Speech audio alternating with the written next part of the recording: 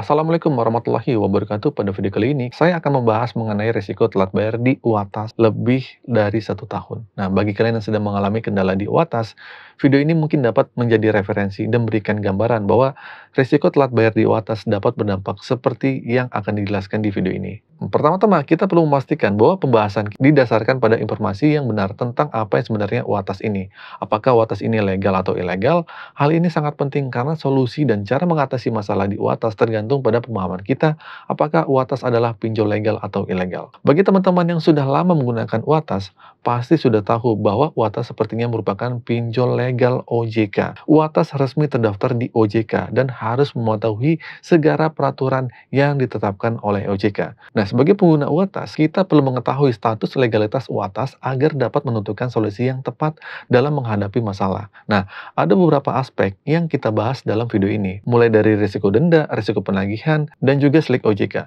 hingga bagaimana cara mengatasi masalah-masalah ini. Tujuannya adalah agar kita dapat memahami dan menangani masalah hutang pinjaman online dengan baik, sehingga dapat bebas dan lolos dari jeratan hutang. Kita akan membahas tentang risiko denda dulu nih. Denda di UATAS tentu saja akan diterapkan jika kita terlambat membayar. Nah, sekarang jika sudah gagal 1 tahun di UATAS, itu artinya sudah cukup lama dong.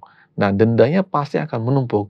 Nah, teman-teman tidak perlu khawatir ya. Nah, tentang masalah denda, pasti akan mencapai batas maksimalnya. Artinya jika kalian gagal bayar sejumlah 1 juta, maka batas maksimal dendanya cuma 2 juta atau lebih sedikit rendah. Tidak langsung 10 juta, 5 juta, atau 6 juta. Itu karena ada aturan OJK yang harus dipatuhi oleh UATAS, dan itu sangat penting. Jadi jika saat ini sedang mengalami kendala keuangan atau nggak bisa bayar, tidak bisa membayar, dan akhirnya kalian memiliki gambaran sejauh mana utangnya akan mencapai batas maksimal atau denda bertambah, nah ini bisa dianggap bahwa denda dan bunga akan mencapai maksimum di 100%.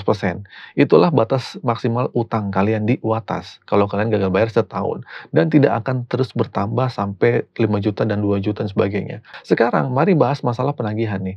Nah, ketika kita gagal bayar di pinjol UATAS, pasti akan ada penagihan dari DC ini. Pertama-tama, DC kolektor yang berada di kantor dan menelpon kalian. Kedua, dari DC lapangan yang datang langsung ke rumah kalian. Nah, tentang DC lapangan, apakah ada yang mengatakan apakah ada DC lapangan apa enggak nih? Nah, sejauh ini jawaban masih belum ada DC lapangan di UATAS.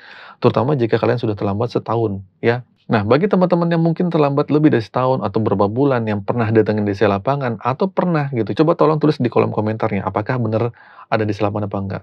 Kalau menurut saya sih tidak ada. Mari kita bahas masalah penagihan. Nah, sudah pasti teman-teman akan mendapatkan penagihan secara online, baik melalui telepon, media sosial, WhatsApp, email, dan sebagainya. Sayangnya, ada oknum-oknum yang menagih melalui sosial media atau sebar data ya ke media sosial kalian yang sedang gagal bayar. Padahal tidak seharusnya dilakukan di situ. Dan kadang-kadang jika kita tidak beruntung, kita akan bertemu dengan oknum DC yang tidak bertanggung jawab dan menggunakan metode seperti itu. Langsung menyelonong ke media sosial kalian, terus menulis komentar, pokoknya sebagainya yang mempermalukan kalian. Saya berharap ini tidak terjadi pada kalian ya.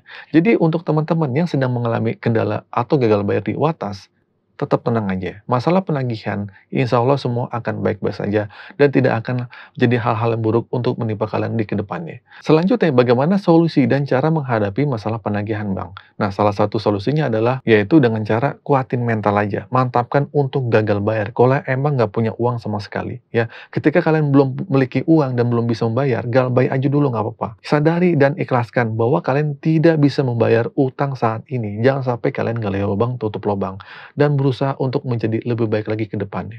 Cara menghadapinya adalah dengan fokus pada pekerjaan kita aja. Udah, yang lalu-lalu pokoknya kalian kerja aja. Namun syaratnya adalah kalian harus menghilangkan rasa gelisah, rasa cemas kalian, rasa panik kalian. Jika kalian tidak menghilangkan itu semua, usaha kalian tuh akan sia-sia. Jadi yang penting adalah menjaga ketenangan dan fokus pada langkah-langkah untuk memperbaiki keuangan kalian dan mental kalian.